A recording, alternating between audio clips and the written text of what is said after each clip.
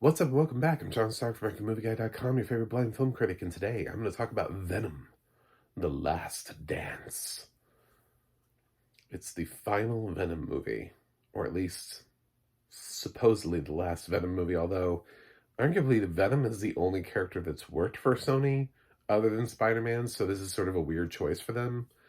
I think they need to figure out a way how to Miles Morales Venom into another project because this is the only thing I mean, Morbius didn't work, Madam Web didn't work, Craven didn't work, but they made 3 Venom movies. So, and actually I didn't hate any of them. Like, this one is fine. They definitely made Venom more and more of a hero as he progresses. Like, in the first film, he's very still much an anti-hero. By the time you get to this film, he's like saving lives, like clearly making like good choices. And you're like, I don't what? Okay. So, I mean, he's pretty close to, like him and Spider-Man could do a team up if they made a 4th movie, and it wouldn't even be weird at this point. They'd be like, I'm Venom, and Spider-Man, and we're teaming up. This is great. You know, um, Tom Hardy's back, and I don't really need Tom Hardy to be Eddie Brock, to be totally honest. But so if you wanted to put Venom onto something else, I'm good with that. Uh, he's fine. I don't know. Tom Hardy's been better in like 27 other things, so I don't. What do you want me to say? And we bring in actors like Chiwetel Ejiofor here, and I'm just like, what happened to this dude's career? He also had Rob Peace, which he chose, by the way. That's a self-inflicted wound. The sort of, because he directed that. That was kind of a extremely mediocre film earlier this year. And he's a great actor who should be looking for a path back to the Oscars. And I don't think that's happening for him. So, loosely, the plot is, Venom, there's this like super scary Null guy who's like in a prison on another planet, and Venom has like a codex, and he can be seen whenever he's out in form, in symbiote form or something like that. And Null needs this codex, and he sends these other aliens after Venom to try to get this codex. It's really dumb. The plot to this is really dumb. But it does lead to some pretty cool fights.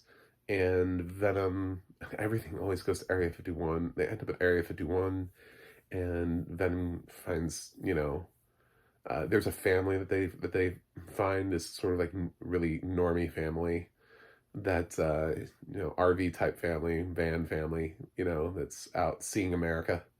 One of those families. I wish they had done more with them because they were amusing for the time that they were there.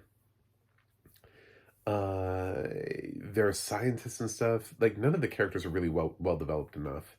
There's one character who's a scientist that we see at the beginning, and she's running with her brother, and they get struck by lightning, and then she's sort of semi-disabled from that point on, but she works in this project that has, alien life forms at Area 51.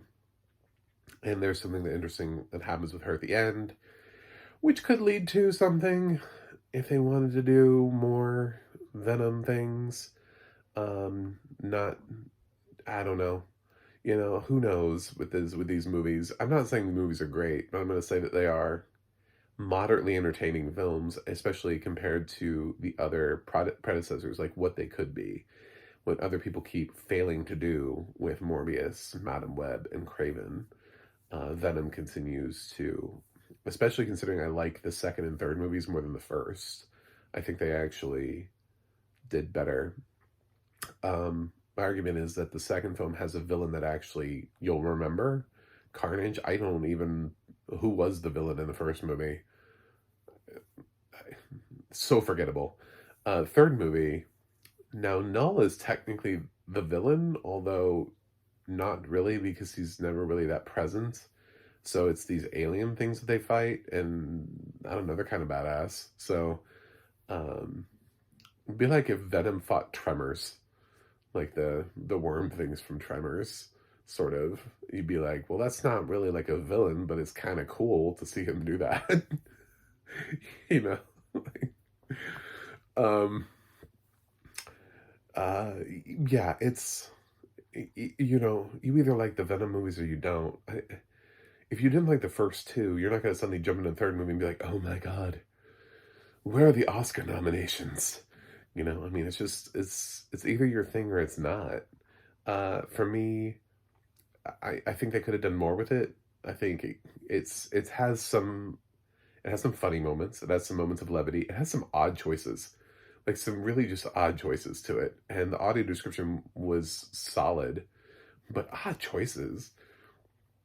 There's a moment when they're trying to go after Venom and Eddie, and there's a soldier that's about to kill Eddie, and she has a gun pointed at Eddie, and and they're like fighting and or whatever, and he turns the gun around on her and shoots her, and then like the audio description made sure to capture her reaction, like she was shocked, and she was just like, and like it's like, are we supposed to? I don't even know who that was. Like, why is her death so resonating so much? Like, uh, I mean, and Venom's an anti-hero at this point. That also means that there is a hero part to it. There's also, he is saving people. He's just doing it in not the cleanest way, you know? So I thought we're supposed to root for Venom. So I don't know. It kind of made you feel like you're like, oh no, Eddie killed somebody. It's the third Venom movie, man. I mean, him slash Venom, they've killed people already. Like, I don't know what this scene is. So like there were random choices like that where I was like, I don't know what you're doing. I don't understand the direction here. I don't understand why this is written here. Um, make better jokes, you know. Uh, yeah, but sometimes it's really funny. Uh, and Venom can be really funny at times. The use of Venom can be really funny. So, uh, yeah, I I didn't hate it, but I also didn't hate Let There Be Carnage. So that's kind of my stylings, and I think they're both a little bit better than Venom. So I would give this a thumbs up. I'd be one of the few critics who would go fresh with this on Rotten Tomatoes because I had a good time. That's the other thing, is it doesn't overstay its welcome. It's not a long movie, so it's easy to put on and have fun. But it's also one of those movies where you can kind of, you know, I don't want you to get confused and think like, oh wow, look at all the people who like it. It's like, I don't think we all gave it like tens. Like, I'm not saying it is the best film of the year, but I'm saying yes, I enjoyed it. So anyway, audio description was good. I'm sad to see Venom as a character go, so I hope we find more use for Venom in the future somewhere. Maybe Marvel will take him now that he's not officially tied to anything. But Venom is one of my favorite characters, like in all of Marvel. Definitely my favorite Spider-Man villain, and the fact that he hasn't fought Spider-Man or fought with or fought against or anything in the MCU, and we have so many portals that he could jump in. Um, I would say to Marvel, embrace Venom. I mean, he's proven the fact that he's worth it. 3 films that you guys had very little say over, and they made money. So maybe you should just embrace Venom and just give him a good movie. Give him something good to do. But yeah, I'm gonna give Venom: A Last Dance a B minus. Like I said, it's not great, but it's a good time. It's a good enough time. So thanks for watching. Thanks for subscribing, and I'll see you guys on the other side.